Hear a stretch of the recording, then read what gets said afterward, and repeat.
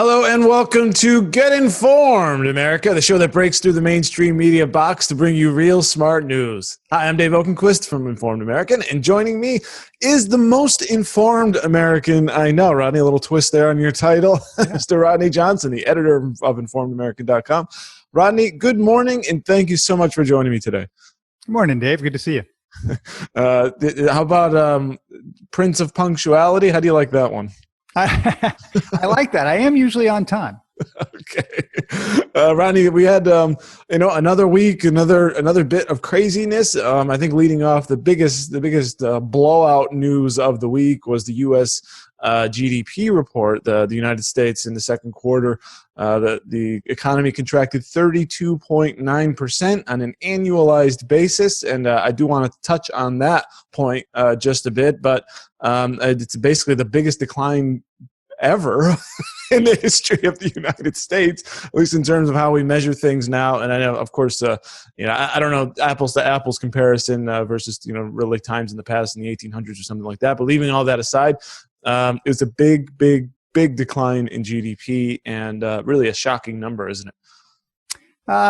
It is, but we all expected it, right? I mean, If you follow that sort of thing, it's one of the things I follow. And so you knew this was coming. Sure. Nobody knew exactly what it was going to be, but they knew it was going to be big. And so the estimates were anywhere from 25% to 45%.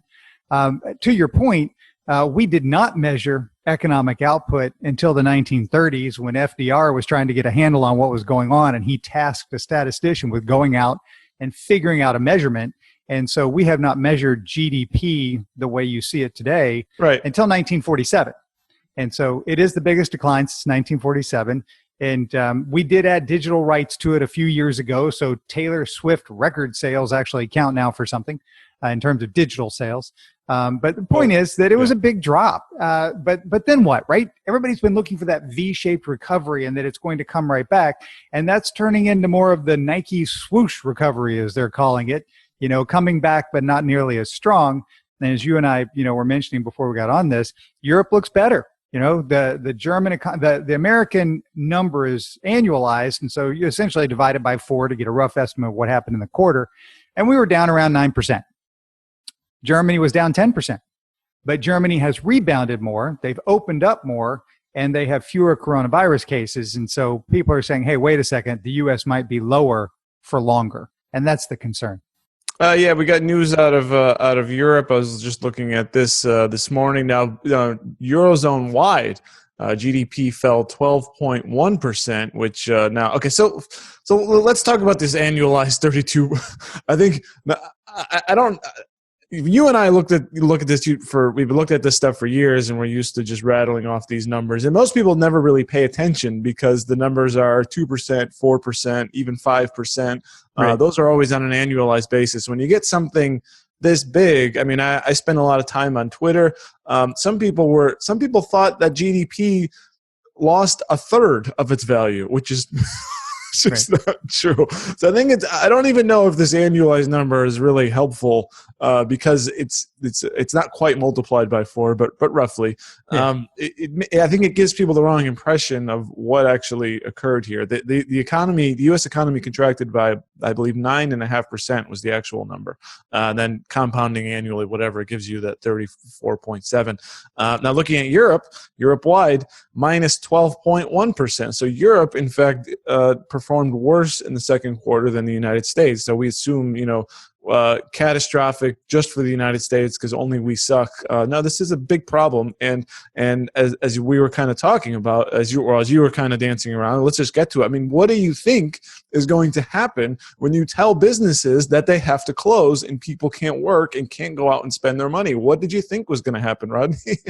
Well, it's exactly what you thought, but the flip side is, do you let it go and then overwhelm the healthcare system? It's the same metric or the same equation we've been dealing with for months now. Right. And so is this better? We won't know. There is no counterfactual. The closest counterfactual we have out there is Sweden, which is a very homogenous society where they did not demand closures, but they recommended ways for people to remain safer by socially distancing, wearing masks, not going out if you're at risk, that sort of thing.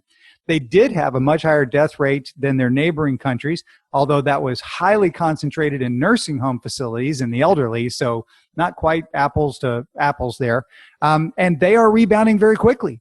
And so they had just as much of a drop economically because people did pay attention and do what they were told, even though they weren't forced to. But they are coming back quicker.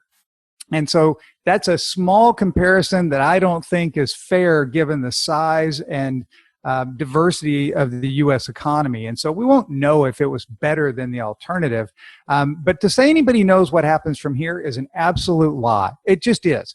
If you know, we're running over the numbers here. You say the economy dropped by, call it 9%, make it 10 because the numbers are easier. Right. We're roughly $22 trillion economy. So we pulled, call it $2 trillion out of the economy, and yet we've got $3 trillion plus in relief package out there, and we have all this central bank printing. So we have more than compensated for it just in terms of aggregate levels by what the government has done so far. Now, I know it doesn't spread evenly. It doesn't get to all the people who are unemployed, doesn't get to the restaurants that are that are closing down. It doesn't go exactly where the money was before, but in big numbers, it's out there. The question is, what happens next, right? Yelp, the review site, says about 24,000 restaurants have closed for the pandemic. Just more than half of them, 12,900, are closed for good. They're just gone. And so the number of small businesses that are gone is tens and tens of thousands. And those don't just come back. Evictions are going to come back, right? Commercial leases are going to go, not renewed. And so the knock-on effects, we can't know yet, but they're going to be big and they're going to last a long time. Yeah, and so that brings us to what some of the answers might be. And of course, these stimulus packages they've been negotiating the latest round all week, really up against the deadline of today, I believe, Rodney, where the federal tack-on of unemployment benefits expires today. So they need to. Well, they don't need to do anything, but they say they're doing something, and they're trying to pass something. That extra $600 a week for unemployment benefits, that goes away. So they've been negotiating that, and as well as with just some 11th hour negotiating, Rodney. We're looking at stimulus checks per individual maybe being lowered to $1,000 a piece, and then extending to minor children also $1,000. So, and then the other thing there is, now the Republicans with this unemployment benefits, they wanted to go to like $200 a week or something, and then it was $400, and then there's this scheme by Senator Romney to sort of let the states do an 80% wage thing, and that sounds really complicated, unlikely to work very quickly. So, what do you think of the state of the negotiations and where we are here today as those federal unemployment tack-on benefits are set to expire? I hate them all. Because you look at it, Congress is an inefficient mess on purpose. This is by design, right? The founding fathers knew that this would be a food fight, and they did it on purpose so that things wouldn't happen quickly.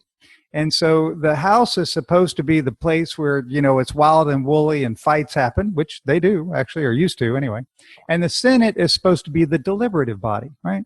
And so what we've got now is nothing more than a re-election campaign in both houses of Congress, and that's all they worry about. You saw the Democrats pass a $3.5 trillion relief package in late May. That was supposed to be the next leg. And it included a bunch of really big spending numbers, and they couldn't possibly have known what things were going to look like by the end of July. It wasn't possible. And so this was huge money to throw at lots of things that were, their interest, right? On the other side, the Republicans said, guess what? We're just not going to talk about it till mid-July. It's like, really? You're not going to put the bones together so that we can do something smart when it gets here? No, why should they? Why do any work ahead of time? Well, and then what you get to is there isn't much that the two sides agree on, clearly. But the things that you can say, look, these hurt, these are immediate, these are important, these make a difference, are the moratorium on evictions of housing backed by federal loans and the bonus checks, the federal unemployment bonus checks, which are right now $600. Yeah. Those two things everybody can look at and go, yep, got it, right? And so the Republicans and President Trump floated the idea of passing just those or an extension of those, and the Democrats say, nope, not going to do it. No reason to do that. It's like, oh, I know a reason. People aren't getting them.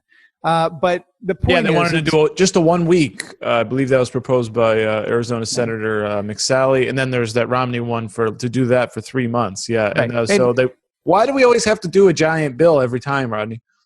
Well, giant bills help, right? I understand, because it's hard to get anything passed, and so when you pass small things, what you've done is put off the hard work of doing the larger things. And so I understand the idea of, look, let's not pass a skinny bill and just keep kicking this down the road.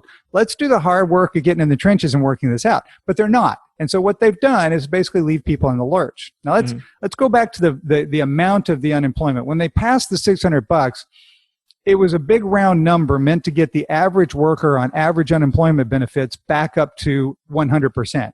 But what they found as it was implemented was it actually took the workers who were unemployed up to about 140%. So people were making more being unemployed.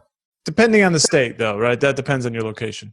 Yeah, but that's an average still. And so, and these numbers are easy to verify, right? That we all know that a lot of people are getting more by being unemployed. Yeah. It wasn't the point of the program. The program was to do something fast. The issue with the program is very few states put money toward upgrading software in their unemployment programs. And so there are a number of state unemployment programs that run the old computer language of COBOL, which no one has used in 40 years. And so they are having to find people in retirement who know COBOL to come back and help them with this. And the idea is, wait a second, let's not pay people more for being unemployed. Let's actually motivate people to go back to work. Let's pay them 70% or Romney's 80%. Okay. That implies that every state can get their computer system up to speed to know what people's employment benefit was compared to their salary. Not happening. And then send a number on to the feds. That's very hard. We'll be here and it'll take a year. Well, that's just it. And so one of the proposals was to knock it down from 600 a week to 200 a week, which again is another broad stroke. I don't know, right? I would go with the broad stroke at the moment, and I would give the states a deadline, right? Here's a deadline and here's a budget. Here's the money for upgrading your system, and do it over the next 90 days and just knock this out. So I don't say I have an answer to that piece, but the answer to the other piece is pass the skinny bill, do your job, negotiate, and stop worrying about your reelection. And that, of course, will never, ever, ever, ever happen. No, and then these states are going to be scrambling just to make sure we can count all the ballots on November 3rd, never mind trying to completely overhaul and revamp its unemployment system that's completely overwhelmed. Just never going to happen. Now, but I do want to say, and I've been hearing these comments from Republicans, and I think to put it more bluntly, we don't want to pay people not to work. But you know, taking in those GDP numbers into consideration, you know, and that we don't have the light switch economy, and we get information from, say, Yelp, who's talking about all these small businesses that are closed, and we've seen this. The number of temporary closures is shrinking compared to, or a larger pool are now permanent closures. Yep. If there aren't jobs out there, Rodney, we're not paying people to not work if they can't go out and find a job. I'm not saying no one's hiring, but you know, let's have a little bit of perspective here on this. Is my point. Right, and it's the whole idea of, well, let's just not pay people is silly. Given what we're doing here, this is not the economy of January, where it was 3.5% unemployment. If you wanted a job, you could find a job. Wages were rising because there weren't enough workers. That whole thing. This is, we told people they had to close, and we are forcing businesses into an untenable position where they still have their fixed costs, they still have their rent, they still have insurance, they still have their taxes, and yet they are not allowed, literally not allowed, to earn revenue. And so it's something where you can certainly say don't pay them and just let the chips fall where they may, but you won't like where they fall, because you're going to end up with an awful lot of people who are unemployed, not paying their bills, not paying their mortgages. The mortgages don't pay the lenders being the banks, then take a big hit. The banks don't lend for other things. It turns into this big cycle that gets ugly fast. So no question this was the right thing to do. The question is at what level, and do you continue it? Yeah, and then you end up with a bunch of angry voters. Yeah. Maybe you don't care, but that is a consequence. Two tiny things I want to mention on this before we move on. Looks like one of the things on the chopping block, Rodney, something you wrote about, something you support, is and something that Mitch McConnell held dear in negotiations. It looks like the White House is willing to give up, which is this liability protection for businesses. In other words, if you open and then either your staff or someone catches COVID, liability protection from a lawsuit there. It looks like that could be one of the things off. And then another thing, the Democrats want to do the SALT deduction thing for basically high-income blue state people having to kick in more taxes after the Tax Act. So what do you think of those two things there? Well, I don't agree with either one of them. I think there should be liability limitations. I have said for months that I believe that's going to be the trade-off. They're going to get liability limitations on the conservative side for also providing state and local relief on the progressive side, liberal side. And so I still think that'll happen. I mean, I understand that the White House is saying maybe they move past that, but there are actually stories in the paper this morning about companies that are now getting sued for this. Oh. And they're getting sued for millions. Now, normally it's hard to tag a business for people getting hurt at work. It's not that they don't sue. It's that the first thing that's done is they're pushed through the workforce claims, right? And so you have to go through your normal workforce claim, and then you have to prove that your employer was somehow grossly negligent or, failed a standard of care, which gets to be hard. In this case, it can be pretty easy because the federal government said do one thing, your state said do the other. It doesn't matter which one you choose. The person who's claiming just looks at the other one. Yeah. And so it's going to be interesting to see how this goes as businesses get tagged with these multi-million-dollar lawsuits because people have passed. Sure. And then turn around and say, oh, no liability limitation for businesses. They're going to go, well, we can't have people showing up to work every day and limit a multi-million-dollar lawsuit from everyone. And so we're just going to shut down and put them all out of work, and the federal government can pay for it. So I think that'll come back to bite them. Well, I certainly hope so, because I agree 100%. And one of those fights is we're seeing this with schools trying to open potentially in the fall. And that's one of the fights too, right? Teachers don't want to get sick. The extent to which children spread coronavirus in a classroom, either amongst themselves, to their family, or to teachers and administrators, is an unknown right now. There's a headline here from New York Times that I just thought this was funny as we're moving to a bit of a rapid fire segment, Rodney. Teachers are wary of returning to class and online instruction too, leading the question what it is exactly that they want to do. This issue of school, this issue of potential public health issue for teachers, but also at the same time maybe seeing the writing on the wall. If too many kids learn online, too many parents homeschool, are they seeing an existential threat or is there an existential threat to traditional schooling? I don't know that there's a threat to traditional schooling because for many people, you can't do homeschooling because you have a job. And so even if you're working at home now, there's no question that working at home while your kids are learning at home is a distraction at best and is a reduction in your work capability, really in general. So not at worst, but in general. And so I don't think that's it. I don't think that's going to happen. What I think is going to happen is what everybody on the planet sees at the same time, which is for people that must leave the house for work and their kids are at home, with a babysitter or alone, older kids, right? They're okay being alone. That's not a problem. Safety. Their learning is less. And you're talking about people who tend to have lower paying jobs. You're talking about people who are lower on the socioeconomic rungs of society. And now you're saying, oh, by the way, your children are going to get less instruction. That's a non-starter, right? It makes no sense to go there.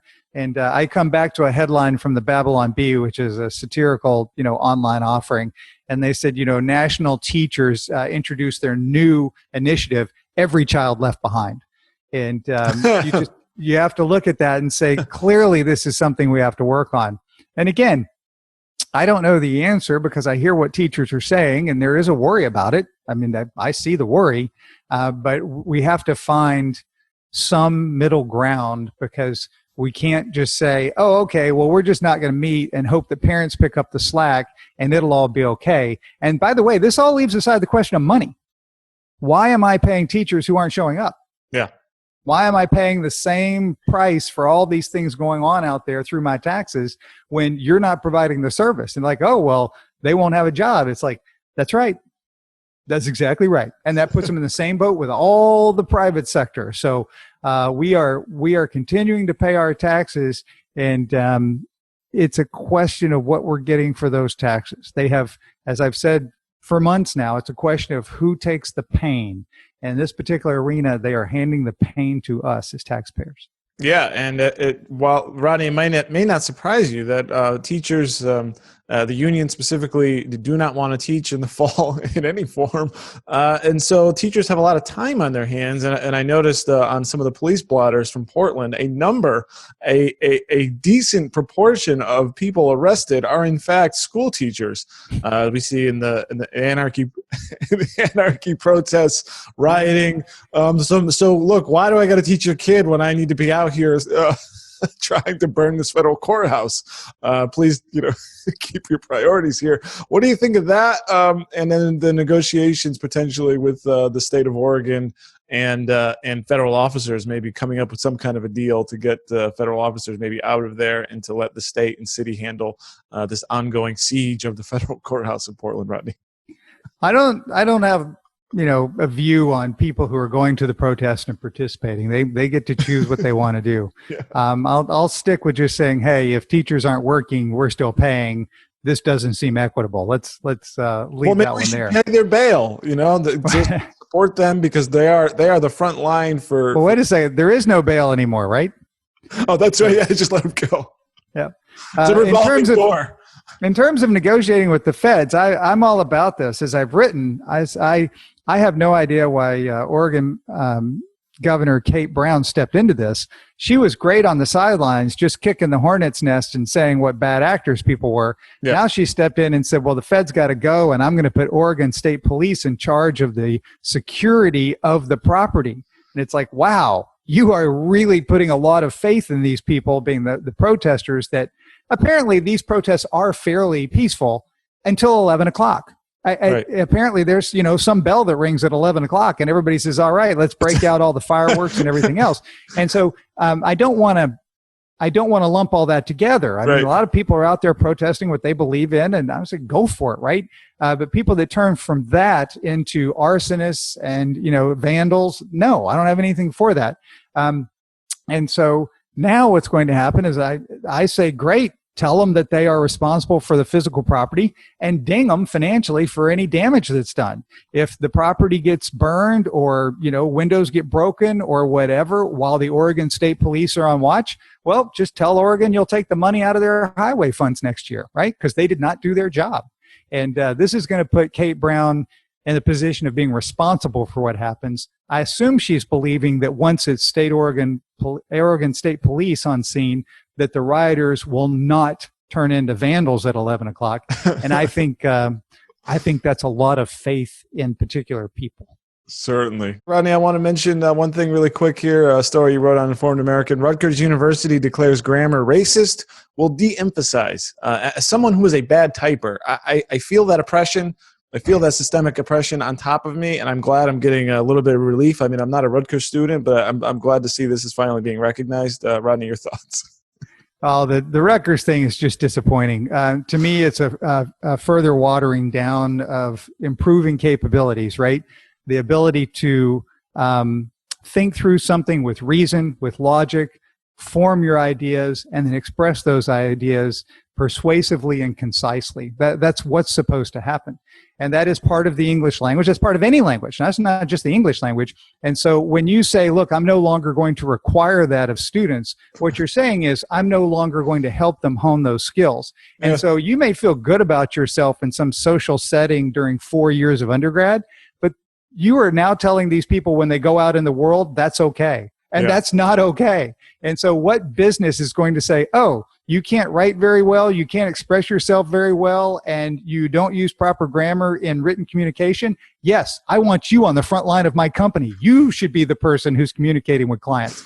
I think this is a really bad idea. Yeah, otherwise you end up like me. Don't end up like me. Don't end up like Dave. Hey, you could be our example, right?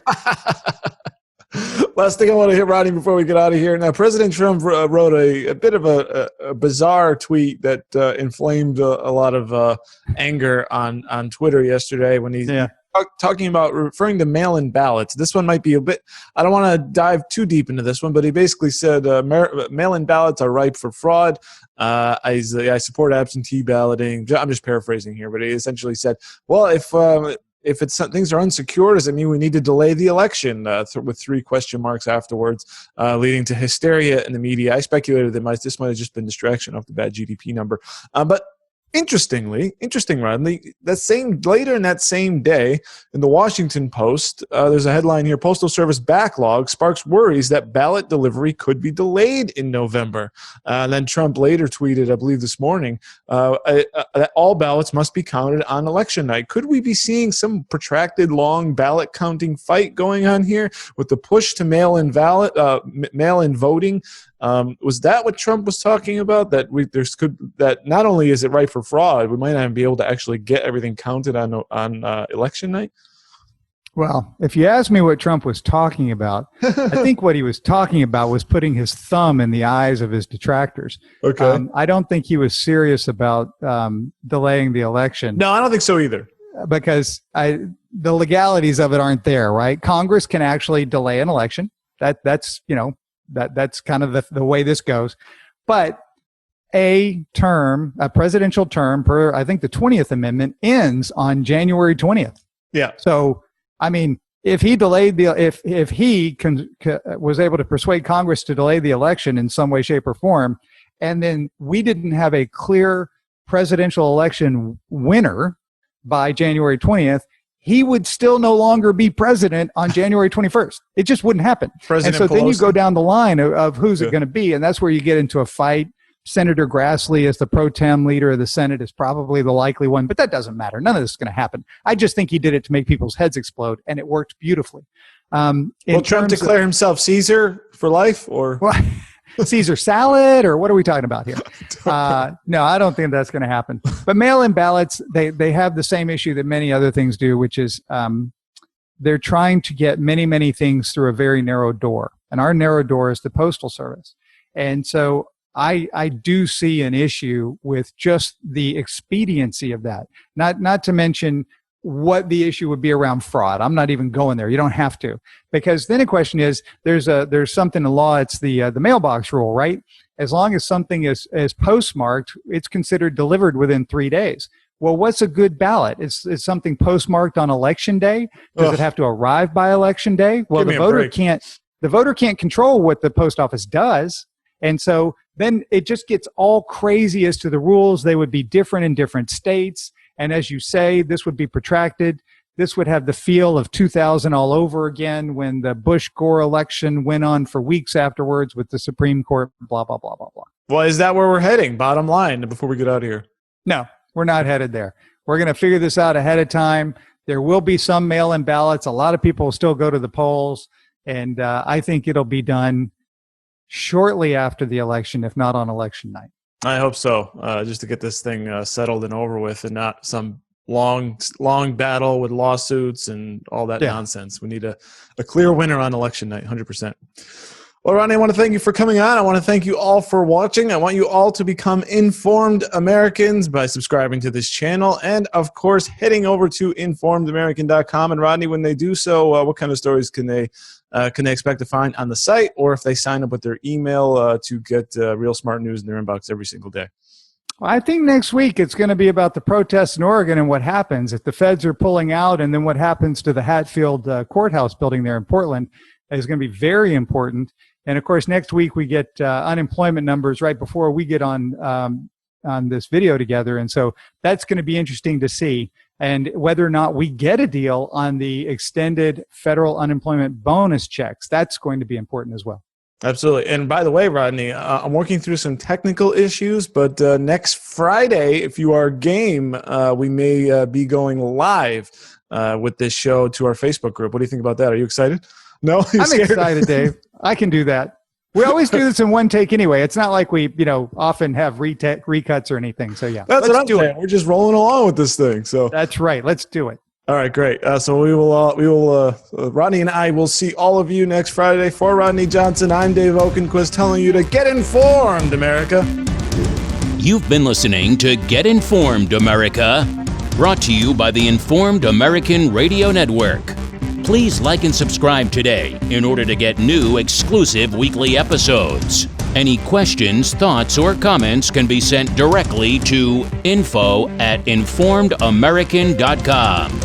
And don't forget to visit informedamerican.com to keep up with real, smart news. Until next time, fight fake news and find common ground.